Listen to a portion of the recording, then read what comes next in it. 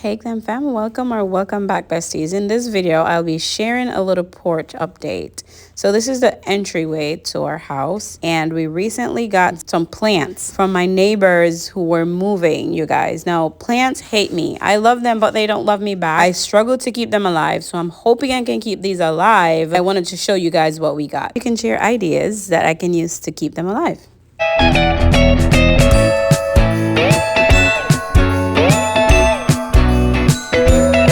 All right, so this is what the space was looking like before, and they're not small plants either. So here's the first one. It even has the little solar lights, and it's kind of dry now. It has not rained in a while. Now, it would be nice for them both to go side by side, but because of the width of the space, we can't put them side by side. So we're gonna put the other one right here. And then we also got a palm tree. It is amazing how just adding these few plants just make the porch feels more welcoming, just create a warm, inviting feeling. They add life, they add color, which, you know, gives our guest a positive first impression of your home. But like I said, they don't love me. And so I do want to be able to, you know, have that green thumb, but I don't think it's something that you just have. So we also got that little one on the stand. I'm not in love with the blue vase, but yeah, it is what it is. Increases your mood. I feel different, happier just having the front porch looking like this, and just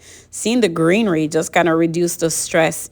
So these are dry. So what we're going to do is we're going to add water to these, just, you know, to give them a start, and so that they won't die on me. But these add so much warmth, and it just brightens the space a whole bunch. I did not go out and buy before because I'm like, they are going to die, and they are not cheap. Plants are not necessarily cheap. So we're adding some water just so that we can keep them going. And I'm hoping that these are low maintenance because, listen.